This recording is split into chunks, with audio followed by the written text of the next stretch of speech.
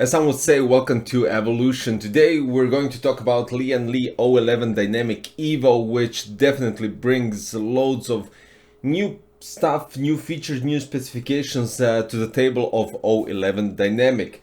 So what we have here is a gray version of the O11 Dynamic EVO, and it really does look quite nice with the new color scheme, but the thing is they changed a lot inside, and it's going to be quite interesting to take a look about everything.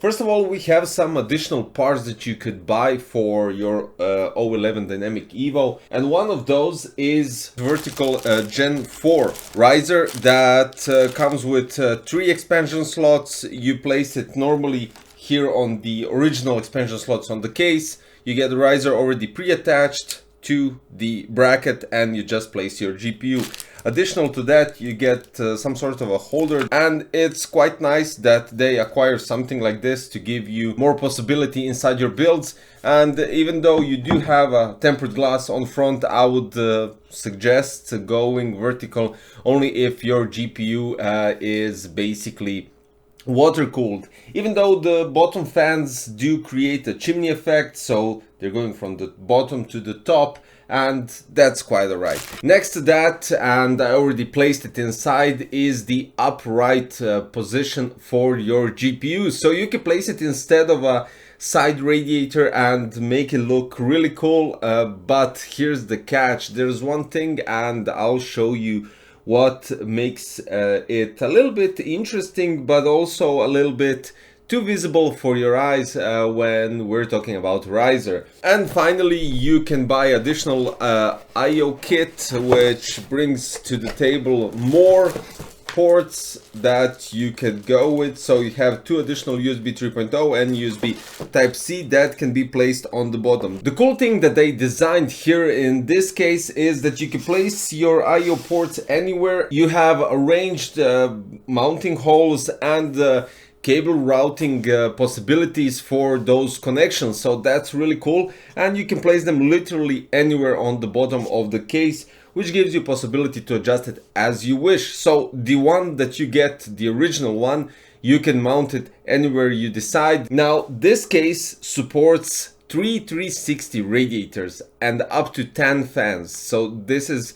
outstanding because you have a possibility to place one 120mm fan at the back, 3 at the bottom, 3 at the top, and 3 on the side. That's outstanding for such a case because it really gives you a possibility to liquid cool your system up to the maximum. Now here we have, of course, tempered glass, and this needs to go. There we go. So it's more like, I would say, dark tinted tempered glass, and it's really hard to see inside when everything is switched off.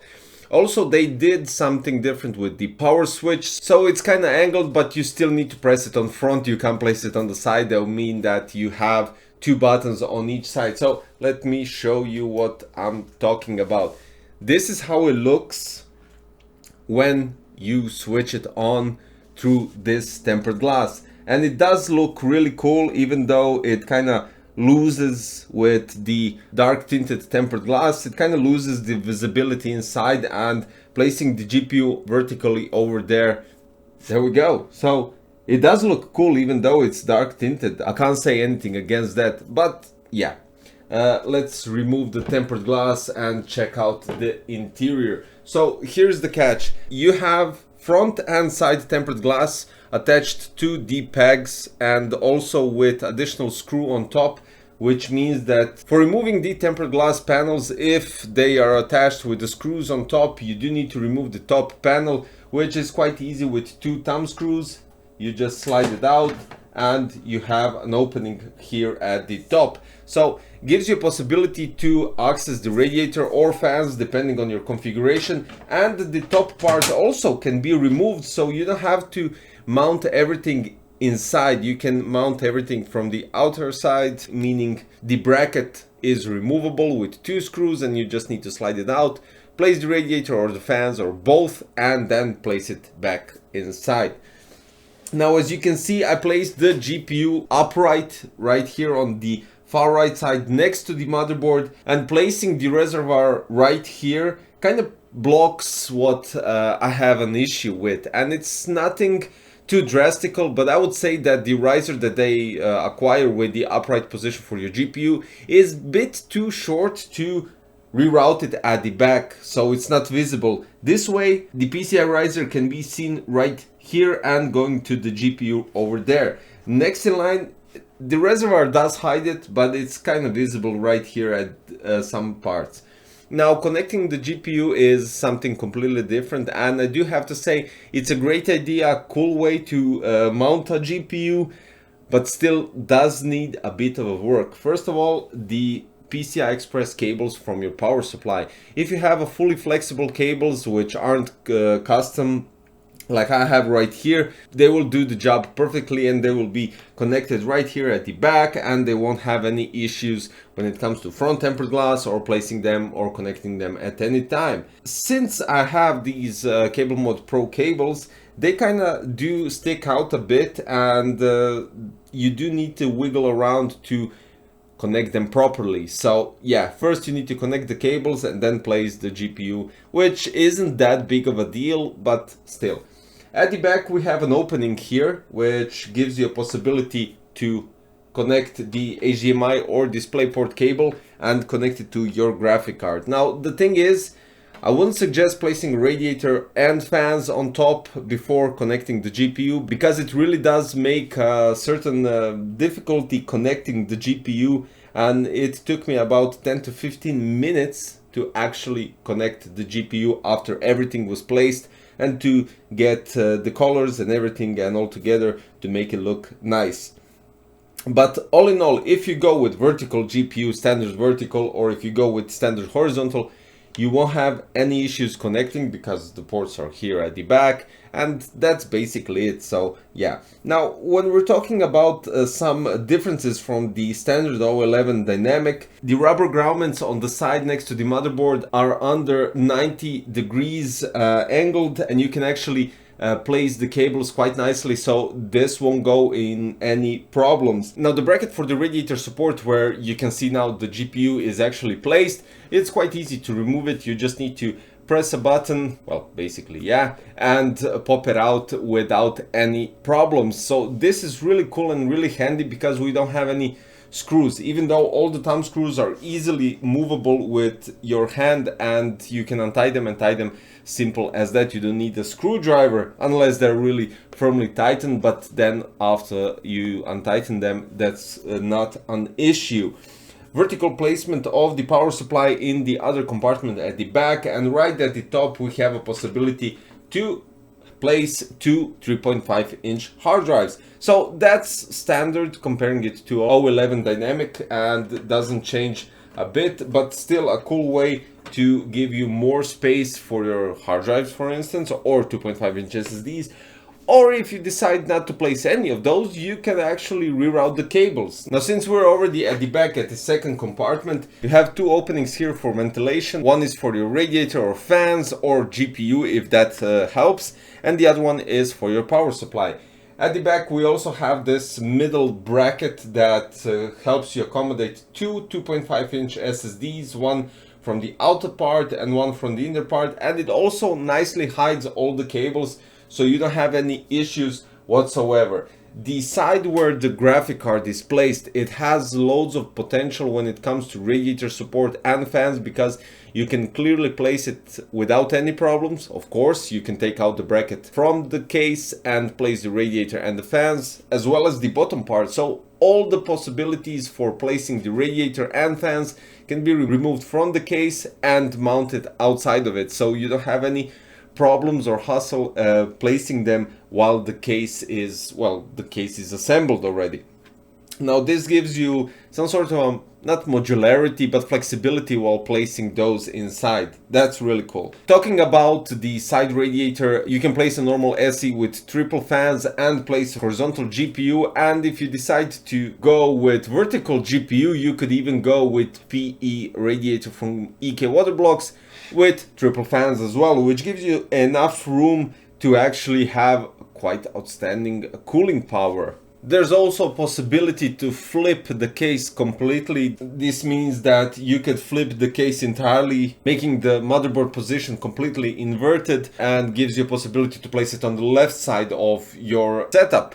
That's really cool and gives you even more possibility to mount it. Now, when checking out the side panels and everything, they have some sort of dampening pads. When you close the panels, they don't actually make that hideous clank metal to metal. Actually, this prevents that from happening, giving you a nice easy closure, and with these pegs it kind of fits perfectly. The side panel, the back side panel, actually doesn't have any screws, so you just have to pop it out and that's it. The aluminum panels feature an updated fine mesh which provides an optimal ratio of airflow and dust filtering, which kind of removes the dust filters from this situation and gives you, let's say, more airflow, less dust, and kind of unrestricted airflow, which is quite nice, of course. Vertical position of the GPU can be adjusted, so you have possibility to mount it in a lower position, which only can accommodate fans, and the height is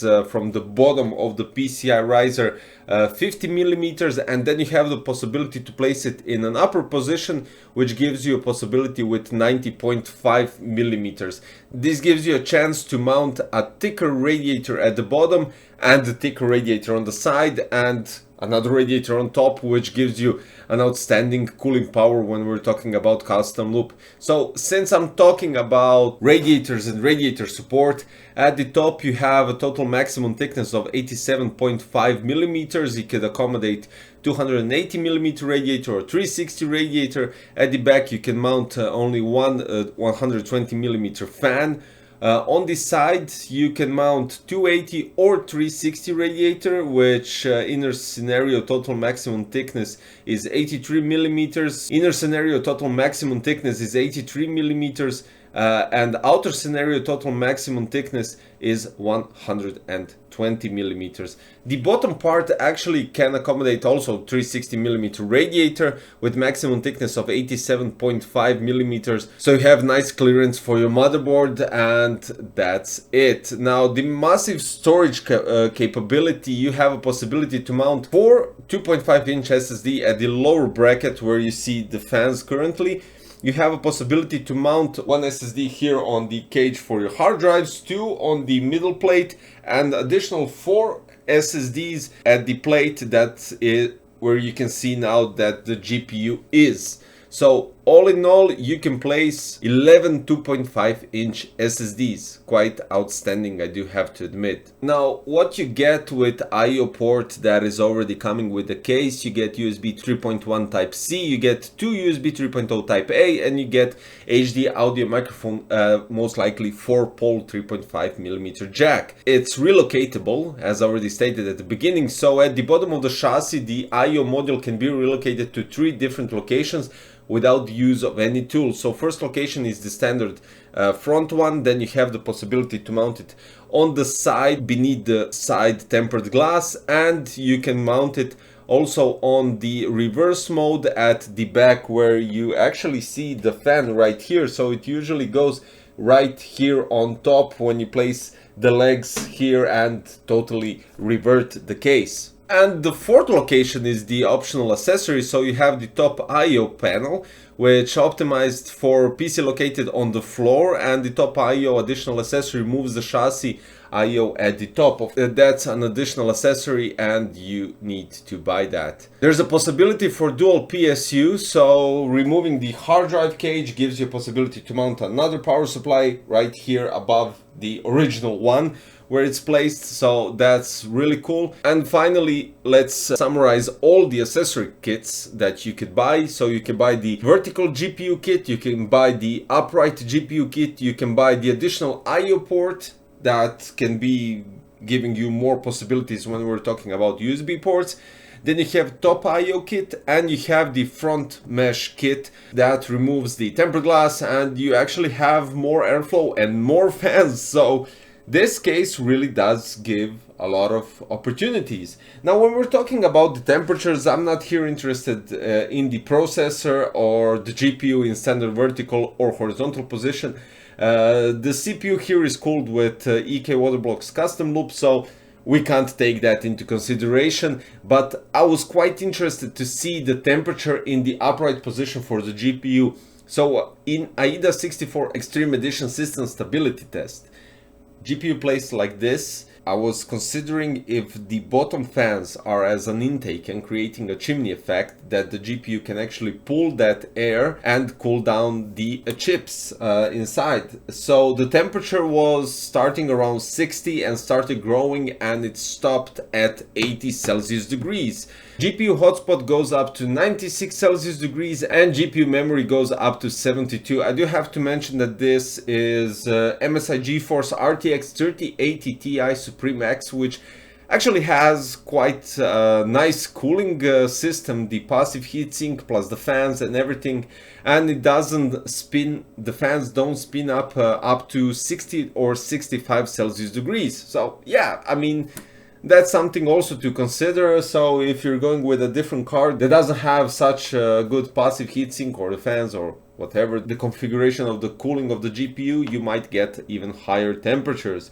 But all in all, I'm quite satisfied with the case, except for the connection with the HDMI that actually does need some fiddling around, and kind of, you know, if you want to change your monitors except for the cable or the cable dies, because that does happen unfortunately, you do need to reroute it through here, then go above the hard drive cage through the middle bracket and then connect it at the back, and trying to wiggle it around, because even removing the top panels, you can't access directly the ports for your GPU if you have fans or radiator at the top. So yeah, that's the only negative, well, downside of the upright position for the GPU. All in all, the case is outstanding. The final finish, the material and everything that we have, it's a perfect case if you're already used to Lian Li O11 Dynamic.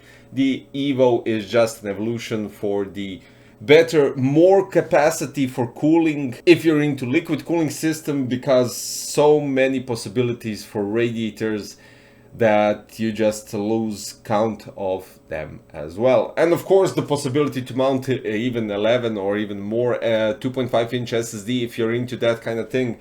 I don't think you'll have that many SATA ports on your motherboard, and you have to configure or think of something else. The position of the pump press combo that I placed right here, the FLT 240, actually I have space enough to place a 360, but I didn't want to block the view of the GPU, and I wanted to have it simple, yet GPU had to be visible here. Guys, in a couple of days I'll show you a time-lapse video where this case is built from scratch to the end, and you can see the whole process of placing the GPU, placing the radiators, removing the brackets, even though you've seen this from the close-ups, and of course placing the FLT 240 vertically here on the fans. So that's it. Lian Li O11 Dynamic EVO in quite nice final finish with grayish design that looks quite outstanding, and you can manage everything with that if you desire to do so. I'll put the links below for you guys to check out all the necessary information, and I'll place the accessories that you could also buy for the case, so you don't have to search them around over the internet or where to buy them, so it's quite easier for you to find them. That's all for today. If you like the build, if you like the video, don't forget to subscribe, hit the like button and hit the notification bell so you don't miss the time-lapse videos. See you very soon, guys, and thanks for watching. Bye bye.